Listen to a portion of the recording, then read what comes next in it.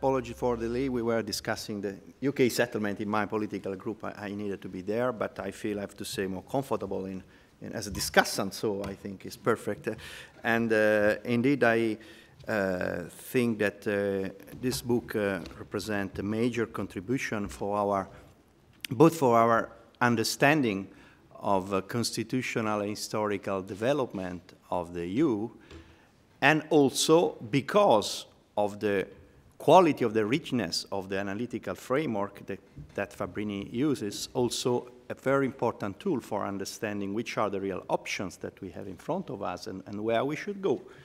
So I have to say that I fully agree with, let's say, the analytical reconstruction that Fabbrini makes in his first part of the book. I have some, let's say, point to make and discuss about the outcome, the conclusion that he draws from that. So I fully share the analysis which identifies a kind of different unions that added to each other in crucial historical moments, which are the real turning point. And indeed, the first layer of supranational economic community which had the supranational evolution. The first phase, I think, would be also interesting to historically to identify which were the major elements which made possible this first layer and settlement, which are also strongly related to major, let's say, geopolitical and political turning points of 20th century history in terms of consequences of World War II and Cold War on the one hand, so reconstructing Germany, and at the same time doing this in as more essential areas called still within a supranational framework, and then allowing the development on the basis of the major agreement subsidizing French agriculture and opening the border to German industrial goods, which are the basis of 55 settlement, which was then. So, and then Fabbrini is totally right that 92 is a turning point where, again, for major international development, German unification and the Cold War, this first phase came to a qualitative evolution where, for the first time, sensitive area of national sovereignty, which goes beyond the purely internal market dimension, fully entered into the realm, let's say, of the European Union, even in the first step is this three-pillar structure that then was institutionally streamlined, as correctly Fabbrini says in Lisbon, in the one-pillar structure, but still with this original idea that came, maybe was the only realistic option. There were also who made theories of that would have been possible to have exclusive competence of monetary policy and coordination competence on economic policy. So even considering even this major turning point of the economic and monetary union in continuity with one of the major historical function of this construction, which was to move in supranational direction, but also, as Alan Milward clearly analyzed, to provide a kind of European rescue of nation-state. So even the original settlement, the basis of the EMU, is also the elite, the French elite of Cour des Comptes gave a strong contribution to define the possibility of having a common monetary policy and national economic policy, produced this original integration combination between, as Fabbrini says, intergovernmental and supranational dimension, which proved, is true, to be not optimally efficient during the crisis, where the intergovernmental dimension further developed, even outside the Union framework, as we all know, the ESM, the Fiscal Compact. While on the other hand, I would also like to strengthen this, enhancing also the supranational part, because ECB, what ECB did, the building up of banking union with mainly, not only the community method. So we don't have only also as a respond to the crisis intergovernmental side. We have both, but it's true that, let's say, the major element, the major trade-off between, again, a political trade-off, I think, between strengthening of the rules, of the Stability and Growth Pact rule on the one hand, and on the other hand, allowing the birth of a stability mechanism to provide assistance under conditionality, so not violating Article 1 to 5, but still providing financial assistance to member states in crisis. This was a major political, let's say, trade-off, which took form mainly outside, let's say, the community framework, even if the first part was the strengthening of the Stability Growth Pact at both shapes, intergovernmental fiscal compact and communitarian six-pack and two-pack, and I have to say that the second part is more effective than the first. So if our fiscal framework has some effectiveness, we can discuss that, not today, but it is because of the reform of Stability and Growth Pact, not because of the fiscal compact, in my opinion. But so I agree also with analysis on this, let's say, further development as a consequence of the crisis. And then, on the basis of the analysis, Fabbrini compares the major, let's say, perspective of which are at the same time analytical schools and also political perspective, and this is a very fascinating way in which he combines the two elements, and makes the case, Fabbrini, of the federal union, compound democracy, so the idea of a union of states and citizens, which to combine the two dimensions of supranational and intergovernmental in a more, let's say, organic and coherent way. Here I start to discuss some points, because I agree with the perspective. I think it is very interesting now to read the book, especially the part relating to the various circle and the UK part, in the light also of the settlement we just had, because, of course, the book was written before, even before the Cameron push for a deal.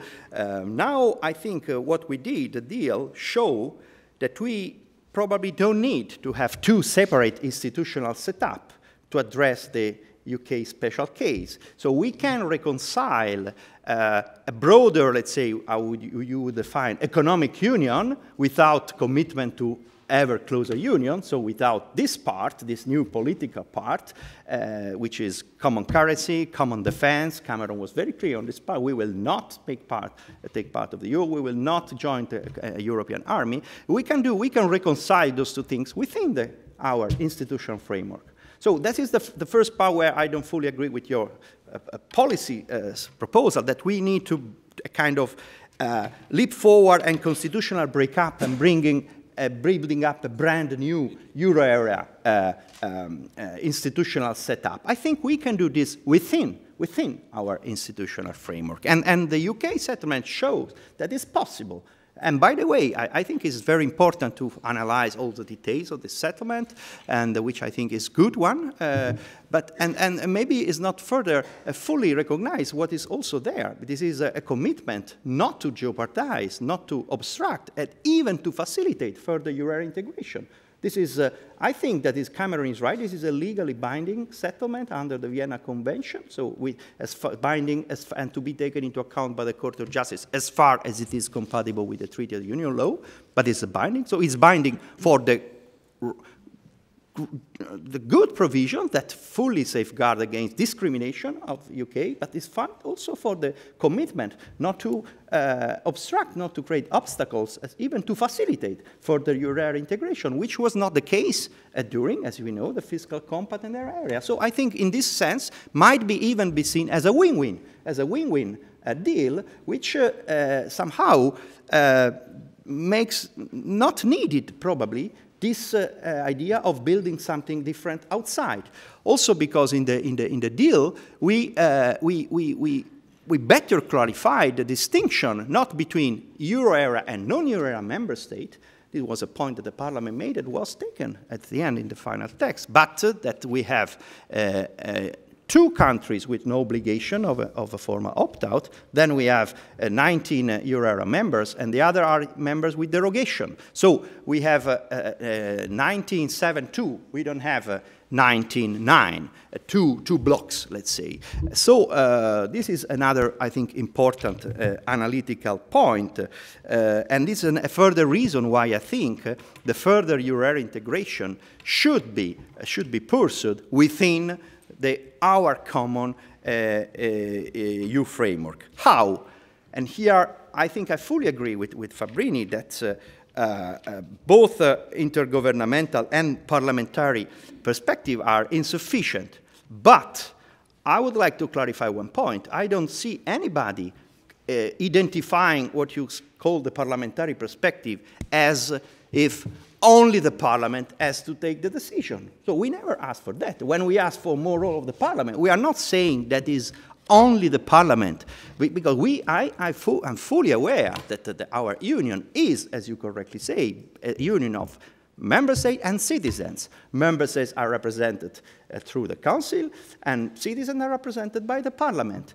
And this is a combination of the two, and we cannot have only one of the two. So in my interpretation, the parliamentary dimension means to bring fully on the same level these two sources of legitimacy, not to say it is only the parliament who has a kind of a nation-state kind relationship with the government, which become the commission. So we elect the government, and then the government is accountable to the parliament, and full stop.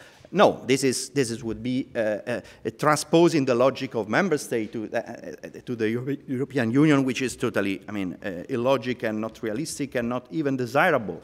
We have to carefully balance member state and citizens, parliament and council. By the way, our provisions make an even more sophisticated balance, because we elect the parliament on the basis of digressive proportionality.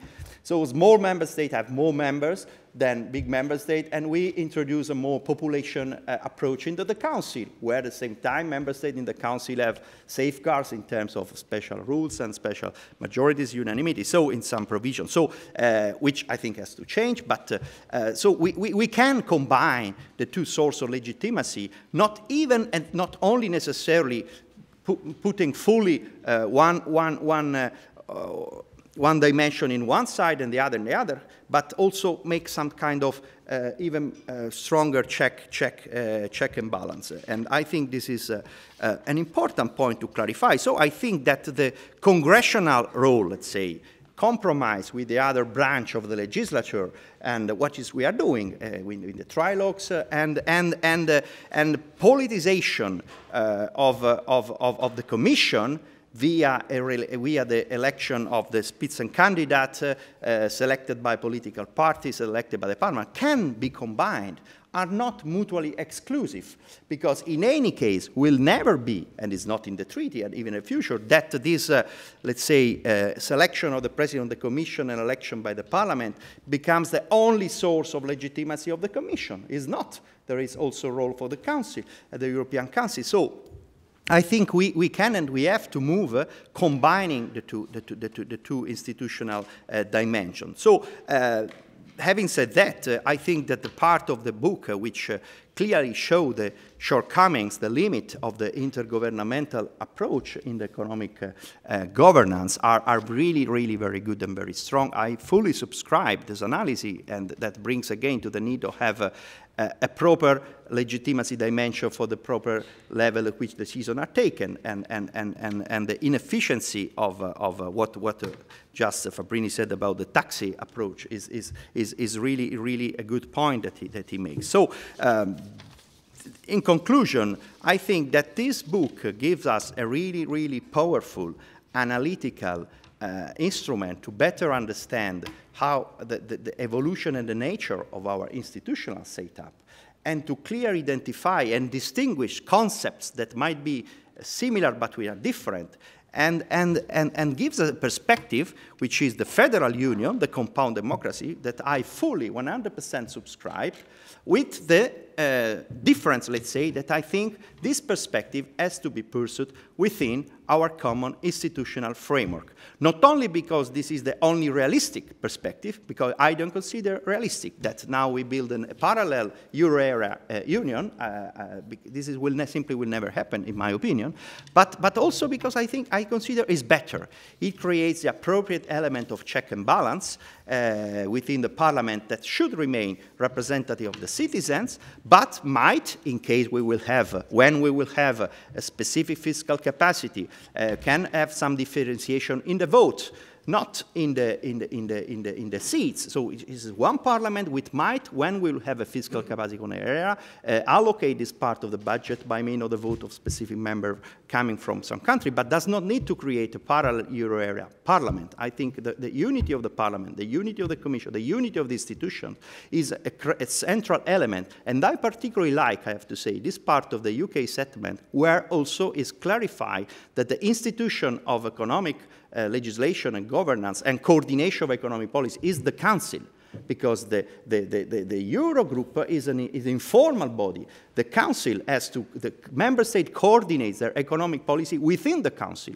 Then they can have differentiation in voting when some provision, 136 and combination 1 to 1.6 is there, but or others, and then only some vote, but it's done in the Council. And I think the same logic applies and have to apply to the parliament. And in this sense, I think we are already moving in the direction of the federal union, a compound democracy, and thanks to a book like this, we can move in this direction with more, let's say, historical and constitutional awareness of the kind of historical challenge that we are facing and living. Thank you.